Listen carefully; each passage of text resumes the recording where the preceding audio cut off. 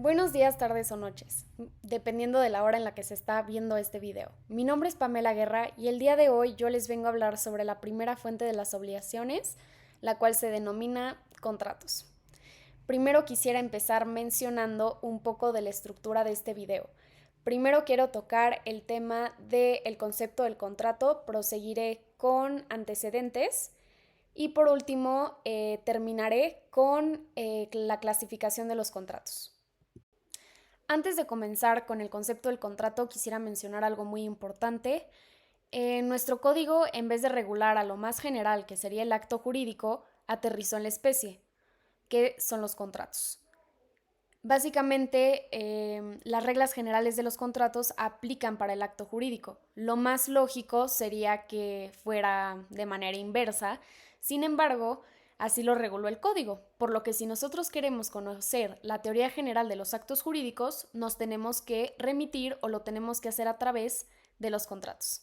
El concepto del contrato es básicamente un convenio en virtud del cual se crean o se transmiten derechos y obligaciones, y bien, también se pueden crear personas morales. Después de desglosar el concepto del contrato, voy a proseguir o proceder con los antecedentes. Primero, por supuesto, vamos a empezar con Roma. En Roma ya había una distinción del contrato y el convenio. El convenio era visto como un género, mientras que el contrato era visto como una especie. Dentro de este género, es decir, el convenio, había dos subespecies. El primero era el contrato, donde se producían acciones u omisiones, u excepciones, perdón, y luego estaban los pactos, donde se producían solamente excepciones. Luego vamos a proseguir con el Código Napoleónico. El Código Napoleónico consideraba al contrato como una especie de convenio. Mencionamos en clase el artículo 1101, en donde se menciona que el contrato es un convenio o es un acuerdo de voluntades en donde las partes se obligan a dar, hacer o no hacer alguna cosa. Luego vamos a seguir con el BGB o el Código Alemán. No definió al contrato como tal, sino lo clasificaba como una especie o subespecie más bien del negocio jurídico. Luego tenemos al nuestro código de 1870 o de 1884, que siguió la visión o siguió al código napoleónico, por lo que consideraba al contrato como una especie de convenio. Proseguiremos con nuestro código de 1928, que tiene dos artículos relevantes a este tema. Tenemos el artículo 1792, que nos define al convenio en sentido amplio, que pues nos dice que es un acuerdo entre dos o más personas donde se crean, modifican, transmiten y extinguen derechos y obligaciones.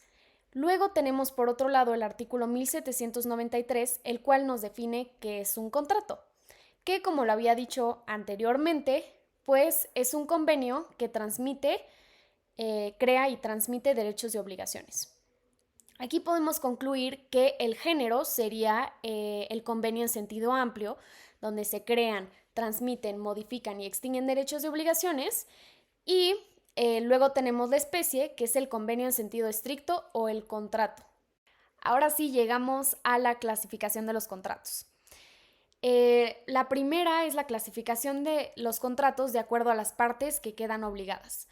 En primera instancia tenemos los contratos unilaterales y bilaterales.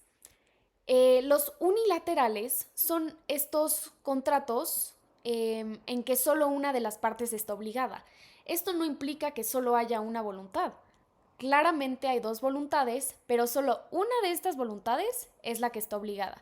Lo podemos encontrar en el artículo 1835. Luego tenemos a los contratos bilaterales. Este es el contrato en virtud del cual, pues, ambas partes tienen obligaciones recíprocas. Esto implica que ambas partes están obligadas. Este lo encontramos en el artículo 1836. Vamos a proseguir con los contratos sinalagmáticos y los sinalagmáticos perfectos. Esto dijimos en clase que es una clasificación doctrinal, ya no está vigente, sin embargo la mencionamos. Los contratos sinalagmáticos consisten en que la causa de la obligación de una parte es el objeto de la obligación de la otra. Por ejemplo, en un arrendamiento donde una persona está pagando por ese uso y goce del inmueble y la otra persona está recibiendo un pago. Por lo tanto, podríamos concluir que pues es recíproco. Y por el otro lado tenemos los contratos sinalagmáticos perfectos, que una parte es la causa de la prestación de la otra. Por ejemplo, el mutuo con interés. Vamos a seguir con otra clasificación doctrinal. Están los contratos bilaterales perfectos y los contratos bilaterales imperfectos. Los contratos bilaterales perfectos consisten en que ambas partes se obligan desde el primer momento. Y los contratos bilaterales imperfectos son lo que, nacen como una obligación solo para una de las partes y posteriormente surge o nace un nuevo derecho para la otra parte, por lo que ambas partes quedan obligadas. Algo importante a distinguir es que el acto jurídico unilateral y el contrato unilateral no son lo mismo. El acto jurídico unilateral sí es realizado solo por una persona, por ejemplo, un testamento o un poder. Sin embargo, el contrato unilateral, por más unilateral que sea, siempre va a haber dos partes. Con otra clasificación, que es la clasificación de los contratos según las partes que reporten provechos y gravámenes. Dentro de este tenemos los contratos gratuitos y los contratos onerosos. Empezar con los contratos gratuitos. Los contratos gratuitos, una parte se obliga y la otra parte recibe los provechos y gravámenes. Un ejemplo claro de esto es el comodato. En el comodato, una persona cede el uso de un bien y la otra persona tiene la única obligación es devolverla. Y se denomina gratuito porque la única persona beneficiada es el comodante. Ir con los contratos onerosos. Los contratos onerosos, ambas partes reciben provechos y gravámenes. Una parte pierde y la otra parte gana. Por ejemplo, en una compra-venta yo pierdo el derecho real sobre la cosa, pero obtengo el precio de la cosa. Entonces gano, pero al mismo tiempo pierdo. La regla o lo normal es que los contratos onerosos sean bilaterales y los contratos gratuitos sean unilaterales, aunque pues esta regla no es absoluta. Pero vamos a entrar a los contratos que sí cumplen con esta regla. Podemos ver es la compraventa y la permuta. Ambas son onerosas, ambas son bilaterales y ambas reciben provechos y gravámenes. La siguiente que encontramos es la donación, la cual es unilateral y es gratuita. Una parte se obliga y el donante no recibe ninguna clase de beneficios. Vamos a proseguir con ejemplos en donde no se cumple la regla. Primero tenemos el mutuo, y hay que distinguir entre el mutuo con interés y el mutuo simple. En el mutuo simple es unilateral, es bilateral y es gratuito, mientras que en el mutuo con interés es bilateral y es oneroso. Por otro lado tenemos el comodato, donde nacen obligaciones para ambas partes desde un principio, pero el único beneficiado es el comodatario. Es gratuito y es bilateral. El siguiente ejemplo que tenemos es el arrendamiento, que es bilateral y es oneroso. Y tenemos el depósito, que pues tenemos que ver si es con remuneración o sin remuneración.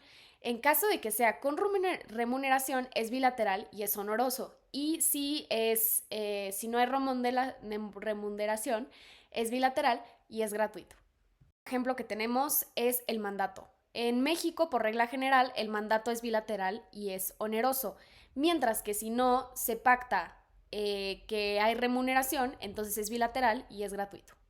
Vamos a distinguir entre dos clases de contratos onerosos. Primero tenemos los conmutativos, que las prestaciones de las partes son ciertas desde que se celebra el contrato. Y por el otro lado tenemos el contrato aleatorio, que el contrato aleatorio, las obligaciones no son ciertas desde un principio, sino que dependen de un acontecimiento incierto. Los contratos aleatorios que regula el Código Civil es la compraventa de esperanza, juego y apuesta y renta vitalicia. La siguiente clasificación que tenemos es la clasificación de los contratos de acuerdo a su ejecución. Primero tenemos la ejecución instantánea. La ejecución instantánea es En el momento que se perfecciona el contrato, se ejecutan todas las obligaciones y surten todos los efectos. Por ejemplo, en una compraventa. La segunda es el tracto sucesivo. El tracto sucesivo es que una de las obligaciones del contrato se mantiene durante un tiempo determinado. Se da continuamente en el tiempo. Por ejemplo, arrendamiento. La siguiente es la escalonada. La escalonada es que la obligación se va dando cada determinado tiempo. Un ejemplo es arrendamiento respecto de la obligación del arrendante. Y por último, tenemos la ejecución diferida, que alguna de las obligaciones no es exigida hasta un momento determinado. Hasta un momento determinado está suspendido en el tiempo. Ejemplo, venta de cosas futuras. Tenemos la siguiente clasificación, que es la clasificación de los contratos según su forma. Primero tenemos los consensuales, que se perfeccionan por el mero consentimiento de las partes. La regla general es que los contratos sean consensuales. Después vamos a proseguir con los formales, que se perfeccionan cuando el consentimiento se manifiesta de una manera específica de acuerdo a la ley. Por ejemplo, que sean escritos o ratificados, entre otros. Después vamos a proseguir con los reales, que se perfeccionan con la entrega del bien o el objeto del contrato. Por ejemplo, una prenda. Y el último tenemos los contratos solemnes, que básicamente se perfeccionan cuando se cumplen con ciertas formalidades y requisitos establecidos por la ley. Su forma está elevada a un grado de existencia, por ejemplo, un testamento o un documento de voluntad anticipada. La clasificación de los contratos es que estén o no típicamente regulados por la ley. Primero tenemos los contratos nominados, que son los que sí están previstos por la ley, por ejemplo, compraventa, mutuo, prenda, hipoteca, comodato, entre otros. Y luego tenemos los contratos innominados, que son los que no prevé la ley, ni los contempla, ni los regula. Vamos a proceder con la siguiente clasificación, que es según las partes que estén determinadas desde un principio o alguna de ellas va a ser determinada en un momento posterior. Aquí tenemos un contrato llamado contrato de persona a designarse. No se regula en México, sin embargo, hay en otros países que sí se regula, por ejemplo, en Italia. Y imaginémonos que la mamá de Lucía va a comprar una casa. La mamá de Lucía se reserva el derecho de que el contrato final quede a nombre de una tercera persona. Normalmente esto se puede dar en algunos fideicomisos que, se transmiten bienes a favor del fideicomisante. Luego vamos a proceder con otras clasificaciones. Los primeros que vamos a ver es los contratos de igual a igual, que las partes acuerdan las cláusulas que más les resultan convenientes. Luego tenemos los contratos de adhesión, que las cláusulas del contrato ya están establecidas. Aquí no se puede negociar. Los siguientes vamos a ver los contratos en cuanto que son civiles o mercantiles. Los contratos civiles son actos absolutamente civiles, por ejemplo, un mandato o una hipoteca. Y los contratos mercantiles se rigen por las disposiciones de comercio en virtud de ser absolutamente mercantiles o que tengan una mercantilidad condicionada. Los actos de mercantilidad condicionada por el sujeto, objeto, finalidad o accesoriedad. Los siguientes son los contratos principales y accesorios. Los contratos principales son los que existen por sí mismos y los contratos accesorios es que dependen de otro contrato principal. Los siguientes contratos son los contratos de derecho privado y contratos de derecho público. Los contratos de derecho privado es donde hay un plano de alternidad o superioridad entre las partes. Y los contratos de derecho público es donde hay relaciones de supra-subordinación. Los siguientes y la última clasificación es el contrato preliminar, que es el contrato que tiene como objeto que otro contrato se cumpla, y el contrato definitivo. La última clasificación de los contratos, que es establecida por nuestro Código Civil. Primero tenemos los contratos preparatorios, que dentro de este está el contrato de promesa, que las partes se obligan a celebrar un contrato futuro. La siguiente clasificación son los contratos translativos de dominio, que tenemos la compraventa, la permuta, el mutuo y la donación. La siguiente clasificación es los contratos translativos de uso y goce, que tenemos el arrendamiento y el comodato. La siguiente son los contratos de guardia y custodia, que tenemos el depósito y tenemos el secuestro. La siguiente clasificación son los contratos con obligaciones de hacer, que dentro de este tenemos la prestación de servicios y tenemos el mandato. La siguiente clasificación es el contrato, son los contratos asociativos u organizativos. Primero que tenemos los contratos de sociedad civil, los contratos de asociación y los de aparcería rural. La siguiente clasificación son los contratos aleatorios que ya había mencionado anteriormente, que es el juego y apuesta, compraventa de esperanza y renta vitalicia. La siguiente clasificación son los contratos de garantía, que tenemos la prenda, la hipoteca y la fianza. Y la última son los contratos sui generis, que se discute si son contratos o convenios, pero hacen referencia a las transacciones.